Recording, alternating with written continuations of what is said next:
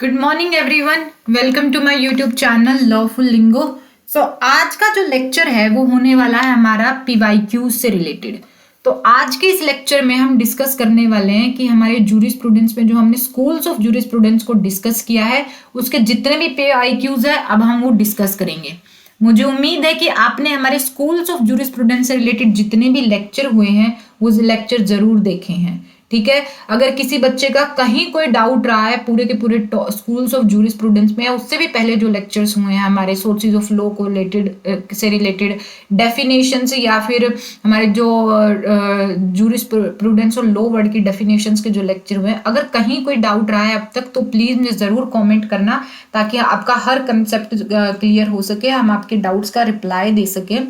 ठीक है, उसके अलावा मुझे उम्मीद है कि आप हर लेक्चर को आगे शेयर कर रहे हैं अपने कॉलेज गोइंग स्टूडेंट फ्रेंड्स के साथ, जहां जिनको भी आप जानते हैं, तो प्लीज जितना हो सकता है लेक्चर्स को आगे शेयर कीजिए। मैं उम्मीद करती हूँ कि हर लेक्चर पर दिन में 1000 से 2000 व्यू आए, यानी 2 लेक्चर्स अगर हमारे अपलोड हो रहे हैं तो 4 से 5000 व्यूज हर रोज आने चाहिए। ठीक है, तो आपको इन लेक्चर्स को जितना ज़्यादा हो सकता है स्प्रेड करना है ताकि हर लोग से पढ़ने वाला बच्चा इन लेक्चर्स को देख सके। ठीक है, और जो यूजीसी नेट लॉ की तैयारी कर रहा है वो हमारे ही प्लेटफॉर्म से तैयारी करे ताकि हर बच्चे का जो यूजीसी नेट लॉ सब्जेक्ट का पेपर है जो जून 2025 का टारगेट रखा है बच्चों ने, वो क्लियर हो सके। ठीक है, तो अगर हम पीवाईक्यूज की बात करें तो हमारे 5 स्कूल थे जो हमने डिस्कस किए हैं। नेचुरल लॉ स्कूल, उसके अलावा हमारा analytical school, historical school, sociological school और रियल स्कूल। ये 5 स्कूल थे जिनको हमने बहुत डिटेल में डिस्कस किया है, हर जूरिस्ट के बारे में हमने बात की है, टिप्स और ट्रिक्स के साथ हमने सारी चीजें डिस्कस की हैं। तो अभी आपके जो क्वेश्चंस है उनसे आपको पता चल जाएगा कि कितने चीजें आपको याद है, किस तरीके के क्वेश्चंस बन सकते हैं एग्जाम के अंदर। हमने बहुत एडवांस लेवल के क्वेश्चंस आपके लिए तैयार किए हैं पीवाईक्यूज। और जैसे ही हमारा जो जूरिस्प्रूडेंस का सिलेबस कंप्लीट हो जाएगा उसके बाद आपको नोट्स भी अवेलेबल करवाए जाएंगे, ये पीवाईक्यूज भी अवेलेबल करवाए जाएंगे और इसके साथ साथ मॉक टेस्ट भी अवेलेबल करवाए जाएंगे। और मॉक टेस्ट और पीवाईक्यूज में सारे क्वेश्चंस अलग अलग है, कोई 1-2 क्वेश्चन मेल खाता होगा, बाकी सारे जो क्वेश्चंस है वो सारे अलग है। ठीक है, तो जिन भी बच्चों को परचेज करने होंगे जैसे ही हम अवेलेबल करवाएंगे आपको मैसेज मिल जाएगा, तो सारे बच्चे परचेज भी कर सकते हैं। मैं सारे बच्चों को सलाह दूंगी कि अभी आपने जो हमारा 27 तारीख को एग्जाम हुआ है, पिछले जो भी एग्जाम हुए हैं हमने पीवाईक्यूज लगाए थे, आप सब देख चुके हैं कि 70 से 80 क्वेश्चन हमारे नोट से ही आ रहे हैं। तो लेक्चर्स को 2 से 3 बार देखो ताकि वो जो ट्रिकी पार्ट वाले क्वेश्चन वो बना रहे हैं ना, उनका भी दिमाग आप चकरा दो। ठीक है, कि आप पूरे के पूरे क्वेश्चंस को सोल्व कर सको, सारे क्वेश्चंस आपके ठीक हो। ठीक है, तो सारे लेक्चर्स आपको देखने हैं, आप हमसे नोट्स परचेज करो, मॉक टेस्ट लगाओ हमसे लेकर, पीवाईक्यू सोल्व करो। कोई माइका ऐसा नहीं है जो आपका एग्जाम क्लियर होने से रोक सके। ठीक है, तो जिन भी बच्चों का इस बार एग्जाम क्लियर नहीं हुआ है तो डिसअपॉइंट नहीं होना है, अपनी तैयारी कंटिन्यू रखो और जून 2025 के एग्जाम को टारगेट बनाकर चलो। ठीक है, ताकि आपका जेआरएफ है जून 2025 का वो क्लियर हो सके। तो चलिए क्वेश्चन सोल्व करते हैं आज के इस लेक्चर में। तो हमारा पहला क्वेश्चन जो यहाँ होगा वो होगा हमारा कितने नंबर का है भाई, 5th। चलो 5th नंबर का क्वेश्चन है हमारा स्कूल्स ऑफ जूरिस्प्रूडेंस पर। क्योंकि ये पीवाईक्यूज जो हमने बना रखे जूरिस्प्रूडेंस के, ये सारे ही एक उसके अंदर बना रखे, सारे टॉपिक्स के ये एक में बना दिए इन्होंने। मैंने बोला था अलग अलग बनाना लेकिन ये सुनते भी नहीं है। तो ये क्या है हम देखते हैं अभी।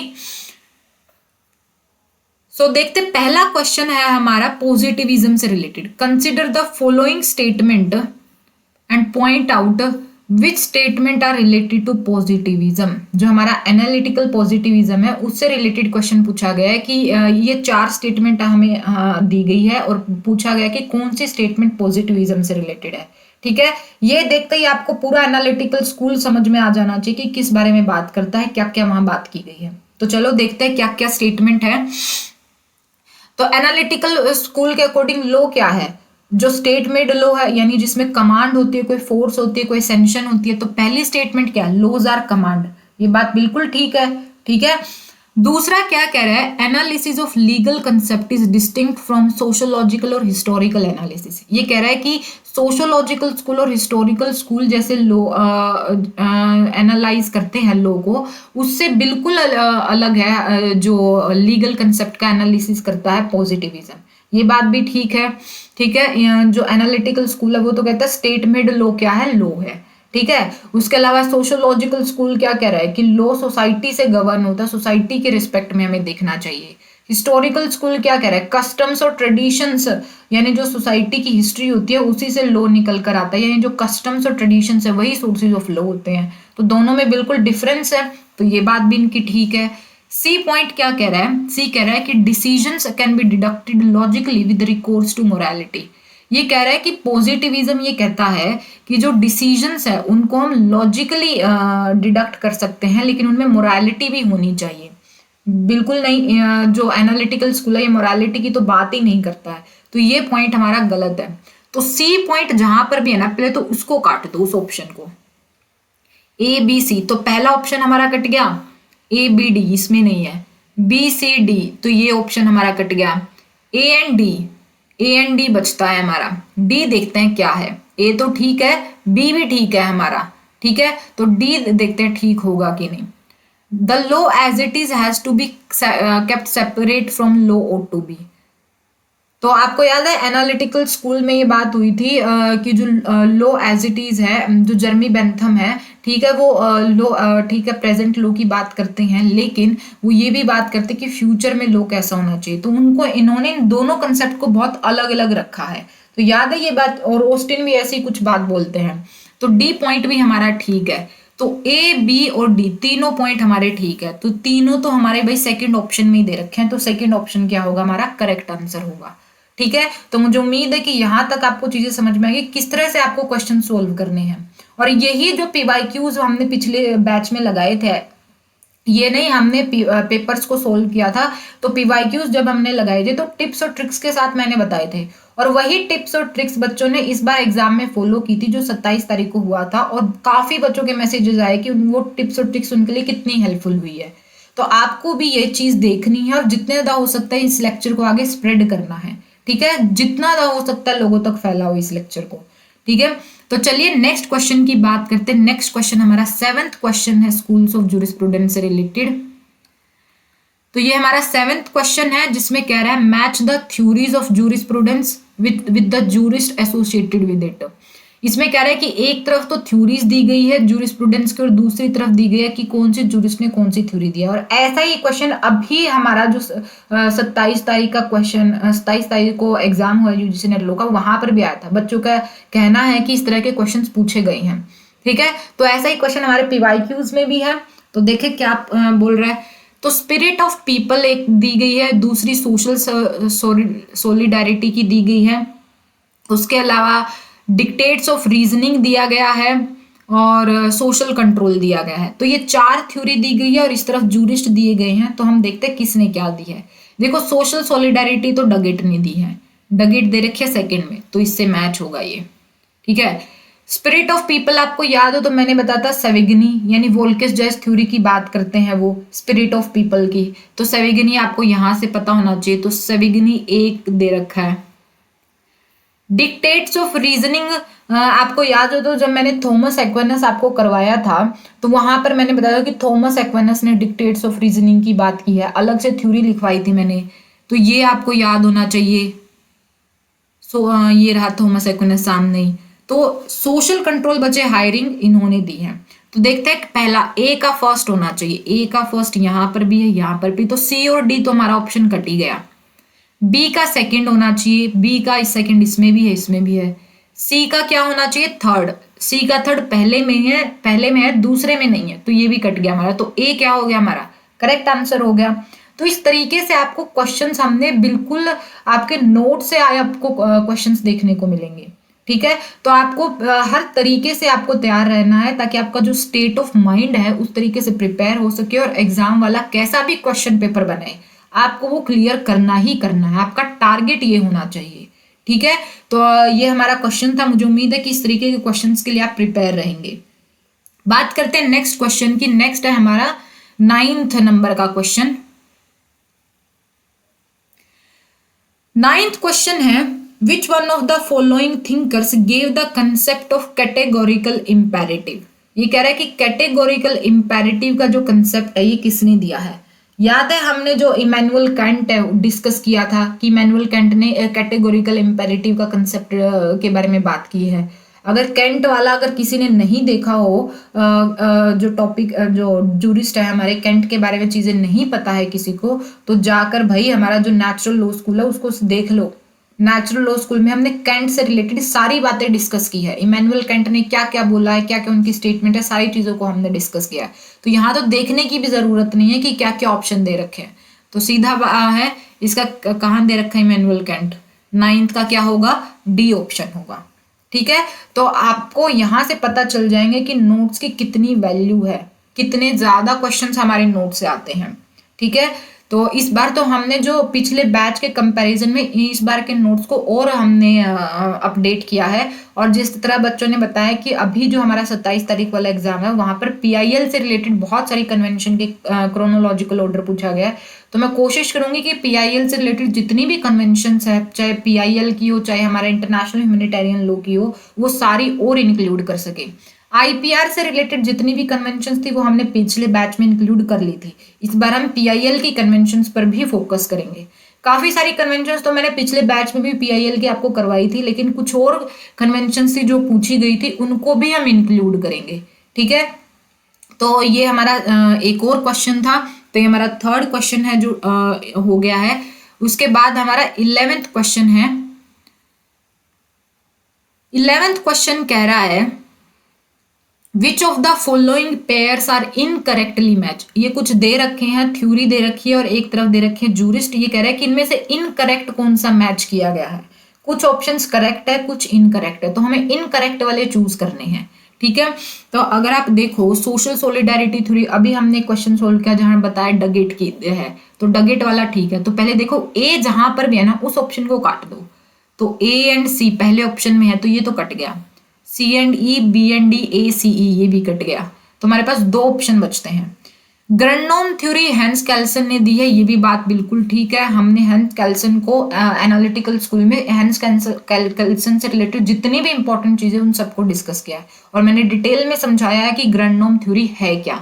तो अगर किसी ने भी अभी तक एनालिटिकल स्कूल के 2-3 लेक्चर्स जो हमारे हुए हैं वो नहीं देखे हैं तो जाकर पहले वो लेक्चर्स देख लेना। ठीक है, उसके बाद फेल्सिफिक कैलकुलस, ये थ्योरी कह रहा है कि ऑस्टिन ने दी है। ये बात गलत है, ये बात गलत है क्योंकि ये बेंथम ने दी है फेल्सिफिक कैलकुलस। मैंने बताया था कि ये एक मैथमेटिकल एल्गोरिदम है जो बताता है कि आपके एक्शंस की वजह से आपको पेन कितना मिलेगा, अमाउंट ऑफ पेन कितना होगा, और आपके एक्शंस की वजह से आपको अमाउंट ऑफ प्लेजर कितना मिलेगा, ये डिसाइड होता है।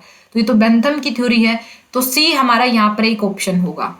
तो सी देखो कहाँ कहाँ दे रखा है, सी यहाँ दे रखा है बी ऑप्शन में और बी एंड डी, तो ये भी हमारा, तो बी ऑप्शन क्या हो गया हमारा करेक्ट आंसर है क्योंकि हमें इनकरेक्टली मैच वाला ऑप्शन ढूंढना है। तो एक तो सी है हमारा करेक्ट, एक है E social engineering. Social engineering theory किसने दी है, रोस्को पाउंड ने दी है, लेकिन ये कह रहे हैं कि यहाँ हायरिंग लिखा हुआ है तो ये तो पॉइंट वैसे ही गलत है, तो ये हमारा एक ऑप्शन हो जाएगा। वोल्केस जॉइस थ्योरी मैंने अगेन बताया सविग्नी ने दी है, जो अभी ऊपर हमने क्वेश्चन देखा स्पिरिट ऑफ पीपल की, कॉमन कॉन्शियसनेस ऑफ पीपल की बात की सविग्नी ने, वोल्केस जॉइस थ्योरी। तो सेम वही बातें हैं, बस घुमा फिरा कर पूछ लिया जाता है ताकि क्वेश्चन को ट्रिकी बनाया जा सके और बच्चे का लेवल देखा जा सके कि उसने कितनी तैयारी की है, कितनी हद तक जाकर बच्चे ने पढ़ा है, वो चेक करने के लिए इस तरह के क्वेश्चन बनाते हैं। तो इस क्वेश्चन का हमारा करेक्ट आंसर होगा बी। तो मुझे उम्मीद है कि आप समझ रहे हैं कि कितने जो घुमा फिरा के क्वेश्चंस आपसे पूछे जा सकते हैं। ठीक है, तो आपको इसी तरह के PYQs आपको मिलेंगे और ऐसे ही ट्रिकी लेवल के क्वेश्चंस आपको मॉक टेस्ट में देखने को मिलेंगे, जो आपको तब अवेलेबल करवाए जाएंगे जैसे ही हमारे सब्जेक्ट के सिलेबस पूरे होते जाएंगे। ठीक है, तो बात करते हैं नेक्स्ट क्वेश्चन की। नेक्स्ट क्वेश्चन हमारा 12th क्वेश्चन, ये कह रहा है कि law is an ordinance of reason for the common good made by him who has the care of the community and promulgated। ये कह रहा है कि ये स्टेटमेंट किसने दी है। थॉमस एक्विनस पढ़ा है क्या आपने, थॉमस एक्विनस ने ये स्टेटमेंट दी है। आपको ऑप्शन भी देखने की जरूरत नहीं पड़ेगी, थॉमस एक्विनस ने ये स्टेटमेंट दी है आपको। थॉमस एक्विनस हमने बहुत डिटेल में डिस्कस किया है, अगर आप जाकर हमारे लेक्चर्स देखोगे तो। ठीक है, तो ये किसकी स्टेटमेंट है? थॉमस एक्विनस की स्टेटमेंट है। मुझे उम्मीद है कि यहाँ तक आपको सारी चीजें क्लियर हो गई है। ठीक है, नेक्स्ट बात करते हैं अगले क्वेश्चन की। तो अगला क्वेश्चन है 14th नंबर का क्वेश्चन, जो कि स्टेटमेंट वाइज क्वेश्चन है। ये कह रहा है कि पहली स्टेटमेंट दे रखी है, heart deals with primary rules of obligation, secondary rules of recognition. Heart theory जो इन्होंने बोला कि प्राइमरी रूल्स और सेकेंडरी रूल से मिलकर के यूनियन से मिलकर लॉ बनता है। याद है एनालिटिकल स्कूल में हमने एचएलए हार्ट को बहुत डिटेल में डिस्कस किया है। ठीक है, तो ये बात तो इनकी ठीक है कि जो प्राइमरी रूल्स होते हैं, मैंने बताया था कि वो बाइंडिंग होते हैं अपने ऑब्लिगेशन के कारण। ठीक है, जबकि सेकेंडरी रूल्स पावर कन्फरिंग होते हैं, यानी रिकॉग्निशन की बात करते हैं वो। ठीक है, तो ये स्टेटमेंट हमारी ठीक है। उसके बाद जो दूसरा स्टेटमेंट दिया वो कह रहा है कि Hart has nothing to do with reformulation of analytical positivism. ये तो बात गलत है, क्योंकि हार्ट किस स्कूल से बिलोंग करते हैं? एनालिटिकल स्कूल से बिलोंग करते हैं। और एनालिटिकल स्कूल क्या है? एनालिटिकल पॉजिटिविज्म की तो बात करता है। और ये कह रहा है कि हार्ट का एनालिटिकल पॉजिटिविज्म के रीफॉर्मुलेशन से कोई लेना देना नहीं है। ये बात तो गलत है, पूरा लेना देना भाई बंदे का, तो ये बात गलत है हमारी। तो देखो, पहला क्वेश्चन, पहली स्टेटमेंट ठीक है और दूसरी स्टेटमेंट हमारी गलत है। तो statement 1 is correct and but statement 2 is incorrect. तो सी हमारा क्या है? करेक्ट ऑप्शन है। तो इस तरीके से आपको से स्टेटमेंट वाइज क्वेश्चन पूछे जाएंगे कि किस जूरिस्ट ने ये बात बोली है या उसका लेना देना है या नहीं है। तो आपको ये चेक करना है, और ये सारी चीजें हमने हमारे लेक्चर्स में डिटेल में डिस्कस की है। ठीक है, तो जाकर एनालिटिकल स्कूल के लेक्चर्स जरूर देखना। बात करते हैं नेक्स्ट क्वेश्चन की, जो कि है हमारा 16th क्वेश्चन, जो कि अगेन एक स्टेटमेंट वाइज क्वेश्चन है। ये कह रहा है कि पहली स्टेटमेंट है दैट इंपैरेटिव लॉ, जो हमारा एनालिटिकल स्कूल है उसी के बारे में बात हुई है कि इंपैरेटिव लॉ का मतलब है a concept of rule of action imposed upon man, एक ऐसा मतलब रूल जो इंसानों के ऊपर इम्पोज किया गया बाय सम अथॉरिटी, किसी अथॉरिटी ने, विच एनफोर्सेज ओबीडियंस टू इट, जो कहते हैं कि आपको ये लॉ मानना ही मानना पड़ेगा। तो याद है एनालिटिकल स्कूल यही बात करता है, तो ऑस्टिन भी यही कहता है। ऑस्टिन ने दिया ना इंपैरेटिव लॉ की थ्योरी, तो वो यही कहते हैं कि जो लॉ है वो किसी पॉलिटिकल अथॉरिटी द्वारा इम्पोज किया जाता है इंसानों के ऊपर, और वो इंसानों को उसको ओबे करना पड़ता है। और अगर ओबे नहीं करेंगे, डिसओबे करेंगे, तो आपको क्या मिलेगी? पनिशमेंट मिलेगी। तो ये वही बात है। तो पहली स्टेटमेंट तो हमारी ठीक है। दूसरी स्टेटमेंट क्या है? एक मिनट भाई, कैमरा कनेक्शन हट गया है।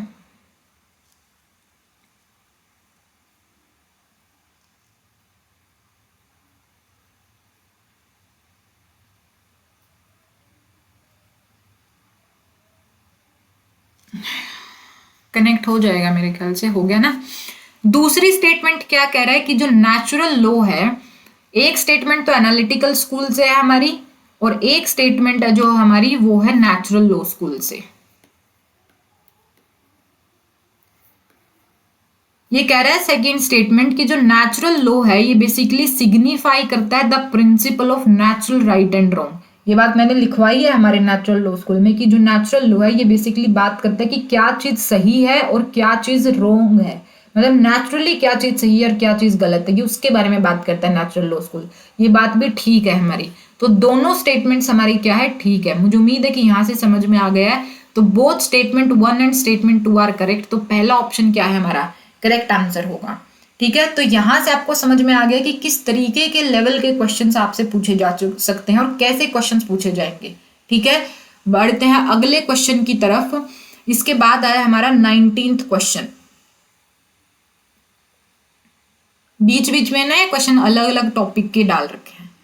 तो हमारा जो 19th क्वेश्चन है ये again match of the following का क्वेश्चन है, जहां एक तरफ तो दे रखा है थ्योरी ऑफ जस्टिस है, वो दे रखे हैं, थ्योरीज दे रखी है, और दूसरा तरफ दे रखे है कि कौन से जूरिस्ट ने क्या थ्योरी दी है।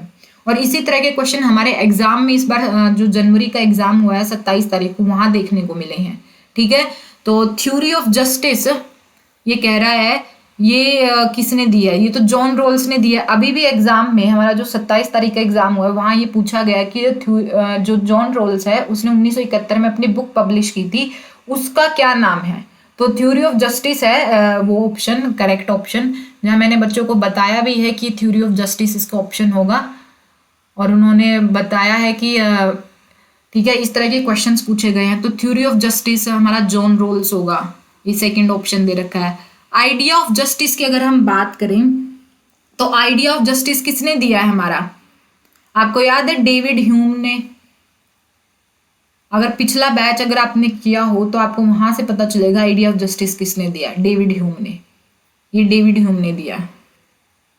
निकोमैकियन एथिक्स की, ये तो अभी हमने जो एनालिटिकल स्कूल किया, जहाँ हमने, सॉरी एनालिटिकल नहीं है, नेचुरल लॉ स्कूल किया, जहाँ हमने अरिस्टोटल को डिस्कस किया है, तो वहां मैंने बताया था ये थ्योरी किसने दिया है? हमारी अरिस्टोटल ने दी है। ठीक है, तो देखो भाई कहाँ क्या मैच कर रहा है। पहले तो देखो थ्योरी ऑफ जस्टिस, ए का सेकंड ऑप्शन होना चाहिए। ए का सेकंड भाई 3 में दे रखा है, पहले ऑप्शन में नहीं है, तो पहला तो कट ही गया हमारा। दूसरा देखो आइडिया ऑफ जस्टिस, ये कहाँ दिया गया है? बी का फर्स्ट होना चाहिए, बी का फर्स्ट।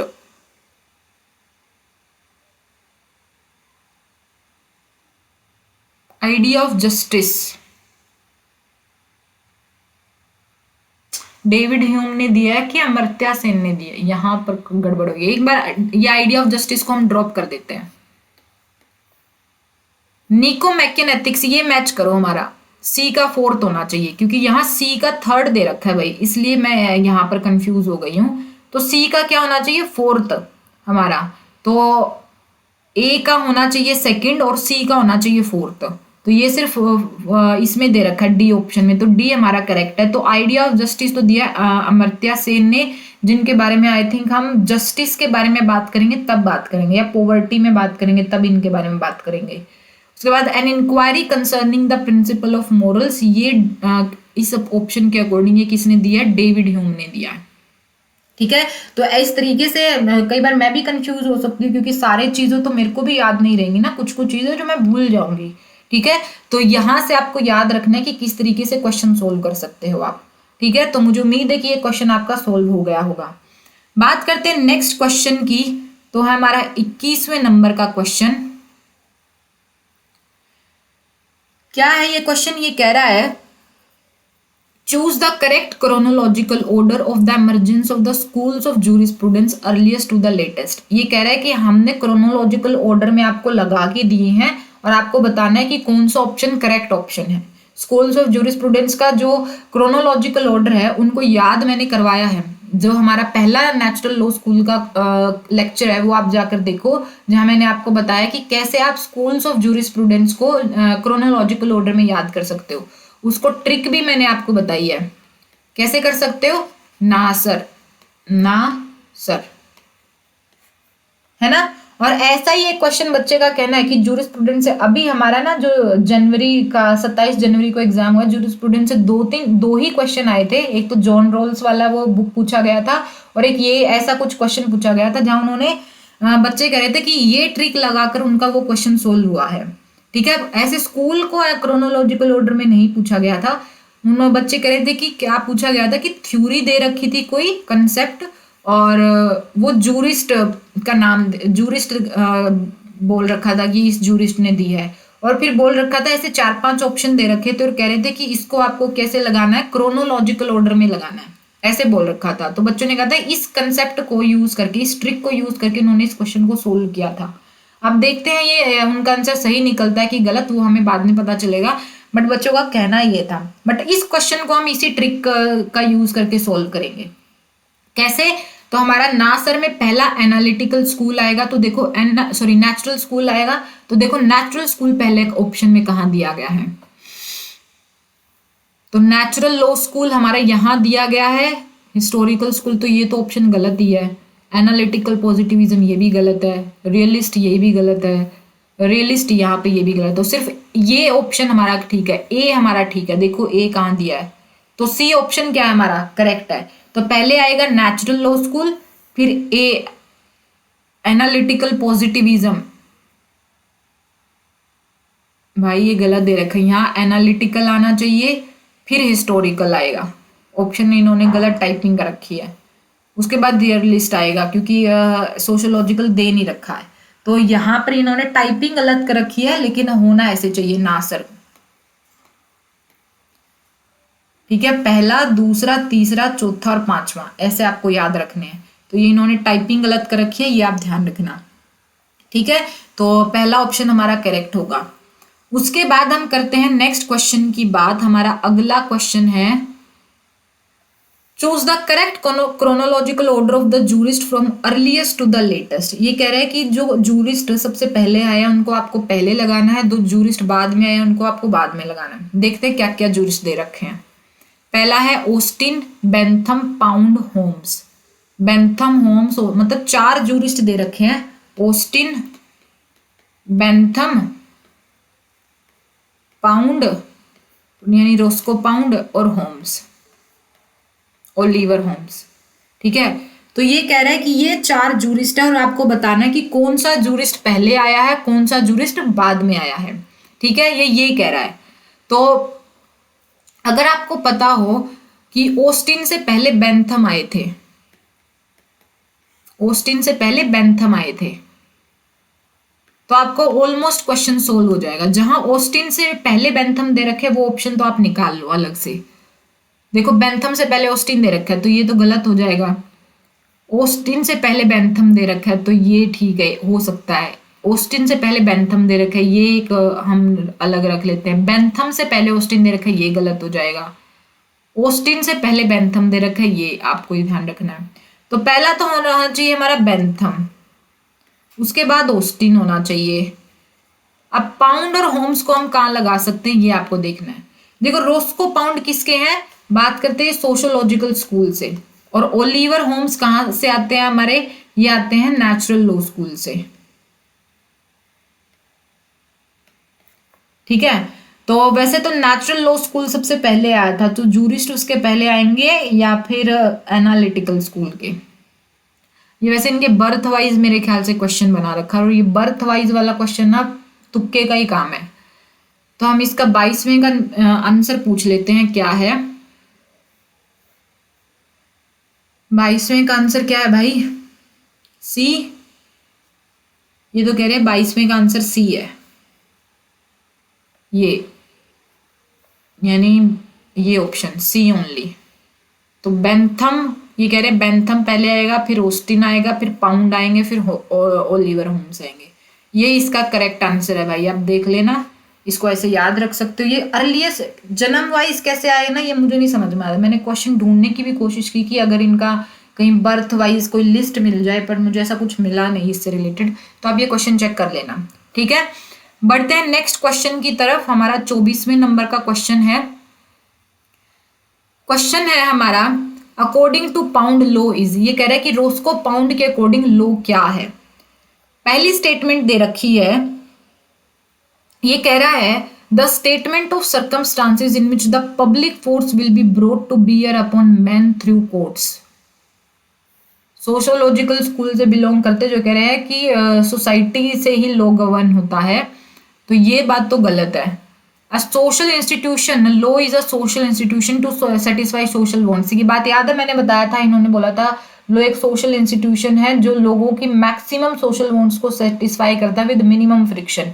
ये वही लाइन है, और ये वाला पॉइंट हमारा ठीक हो सकता है। उसके अलावा अगला पॉइंट उन्होंने बोला aggregate of rules set by man as political superior और sovereign to man as politically subject. ये तो ऑस्टिन की लाइन है।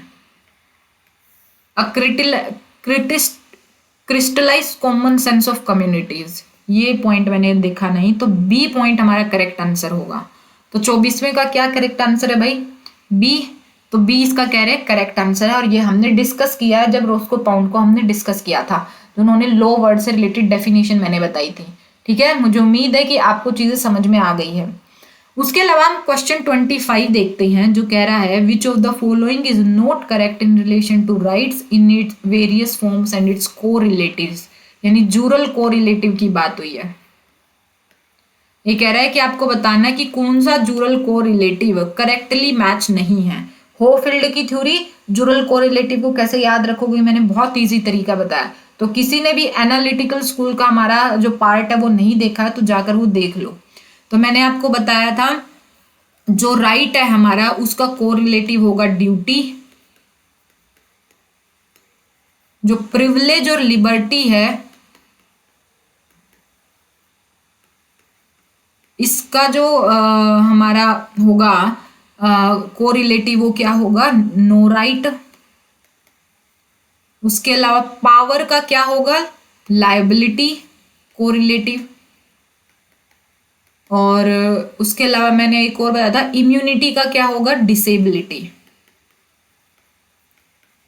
याद है ये सारे मैंने आपको कोरिलेटिव करवाए थे, है ना। तो यहां देखो क्या मैच नहीं है, राइट का पावर का लाइबिलिटी होना चाहिए, पहले में ही दे रखा पावर का लिबर्टी, तो ये हमारा एक ऑप्शन हो सकता है। दूसरा राइट स्ट्रिक्ट सेंस में ड्यूटी, ये तो ठीक है।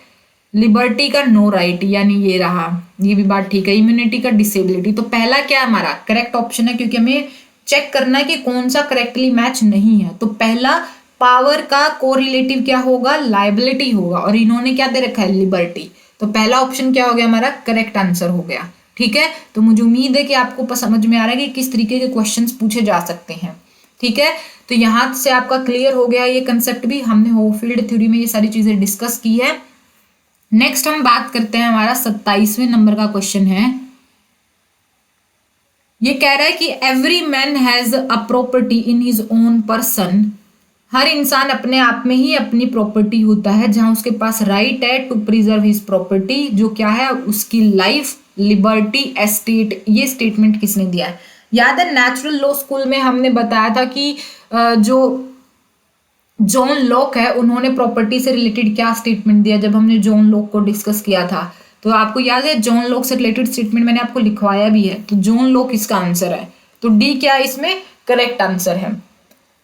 तो ये सारी स्टेटमेंट्स आपको हमारे नोट्स में देखने को मिलेगी जो एग्जाम में पूछे जाएंगे आपसे, इस तरीके के क्वेश्चंस पूछे जाते हैं। तो मुझे उम्मीद है कि सारे क्वेश्चंस को आप ध्यान से कर पा रहे हैं क्योंकि आपके नोट्स हमने इस तरीके से बनवाए हैं। तो जिस भी बच्चे को अभी तक समझ में नहीं आया कि जो लेक्चर्स हम करवा रहे हैं, जो मैं बार बार बोलती हूँ कि आपको 1 से 2 बार लेक्चर देखना ही है, कम से कम 2 बार तो हर लेक्चर को देखो। एक तो जब आप समझ रहे हो उसके बाद दोबारा उसको पक्का करने के लिए देखो, और जो नोट्स बच्चे बना नहीं पा रहे हैं वो हमसे परचेज कर लेना, जो बना रहे हैं वो तो ठीक ही है, और देख पाओगे कि ये चीजें हमने वहां डिस्कस की है। ठीक है, बढ़ते हैं नेक्स्ट क्वेश्चन की तरफ। तो हमारा है 34वें नंबर का क्वेश्चन।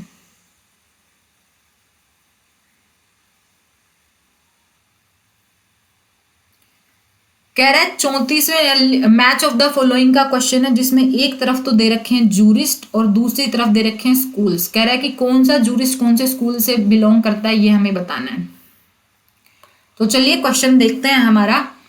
बेंथम तो एनालिटिकल स्कूल से बिलोंग करते हैं, तो ए का हो गया थर्ड। जहां ए का थर्ड नहीं है वो काट दो, ए का थर्ड ये हमारा करेक्ट आंसर हो सकता है। ए का फर्स्ट ये गलत है, ए का सेकंड ये गलत है, ए का फोर्थ ये गलत है, तो पहला ही बच गया, तो पहला ही हमारा करेक्ट आंसर है। इस तरीके से आपके भी क्वेश्चन सोल्व हो जाते हैं, जहां एक चीज आपको पता है और क्वेश्चन सोल्व, 2 चीज पता है क्वेश्चन सोल्व। एलिमिनेशन मेथड से आपके क्वेश्चन सोल्व हो जाते हैं। जैसे बेंथम एनालिटिकल स्कूल से हमारे पूछता हमारे हिस्टोरिकल स्कूल से हैं, हमने बात की थी। हर्बर्ट स्पेंसर की हमने बात नहीं की थी, बट ये किससे बिलोंग करते हैं, ये सोशोलॉजिकल स्कूल से। ग्रे हमने बात की रियलिस्ट स्कूल से। देखो ग्रे के बारे में हमने एनालिटिकल स्कूल में भी बात की है, ग्रे के बारे में हमने बात की है रियलिस्ट स्कूल में भी। वैसे तो ग्रे रियलिस्ट स्कूल से बिलोंग करते हैं, बट कई जगह कहा गया है कि जो ग्रे है वो एनालिटिकल स्कूल से बिलोंग करते हैं।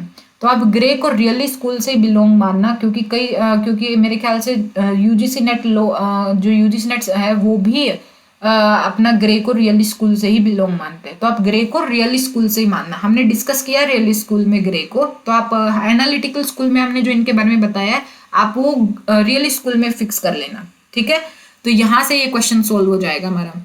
तो 34th क्वेश्चन का हमारा पहला आंसर ठीक है। बात करते हैं नेक्स्ट क्वेश्चन की, जो कि 35th नंबर का क्वेश्चन। ये कह रहा है The law of every modern state shows as at 1,000 points the influence of both the accepted social morality and wider moral ideals.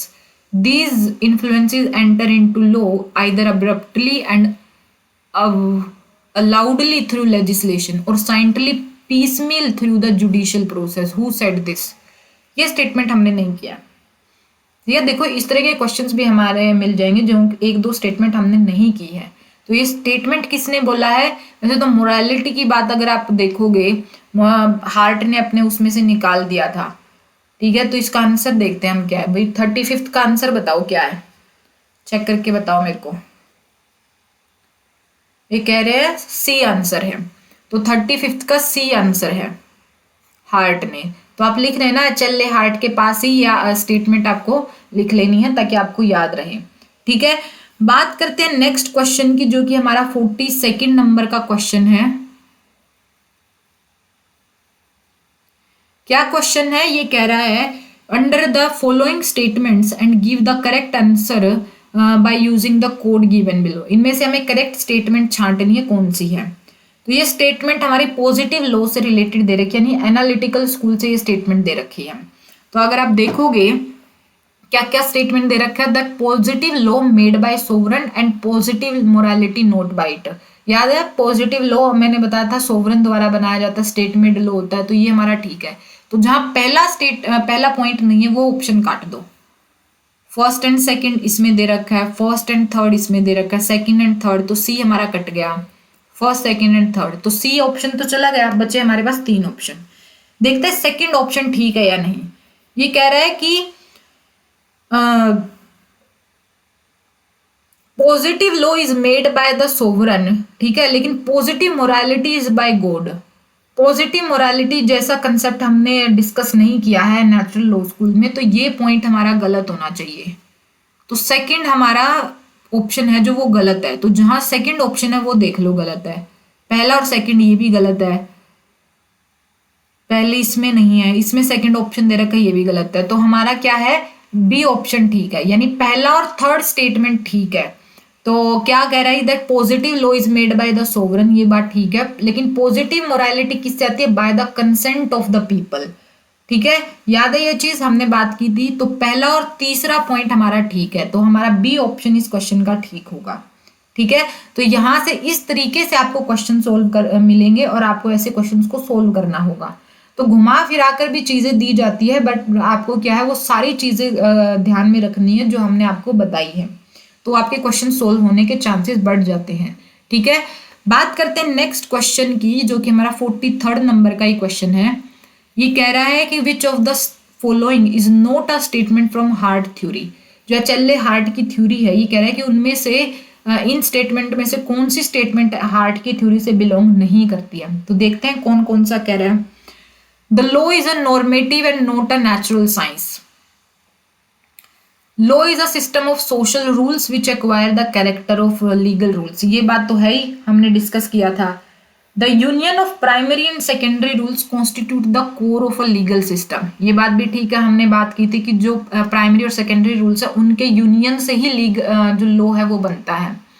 उसके अलावा हमने बात की थी, अगला पॉइंट दे रखा है that a legal rule can be defined as one which prescribe a code of conduct. याद है मैंने लीगल रूल की डेफिनेशन भी लिखवाई थी, जहाँ ये हार्ट की थ्योरी ने बताया कि लीगल रूल क्या होता है, जो कोड ऑफ कंडक्ट प्रिस्क्राइब करता है। ये वही बात है which is done with the feeling that such conduct क्या ऑब्लिगेटरी है। क्यों? क्योंकि एनालिटिकल स्कूल भी यही कहता है कि जो लीगल जो लॉ है वो ऑब्लिगेटरी होते हैं, क्योंकि वो पॉलिटिकल अथॉरिटी ने बनाए हैं।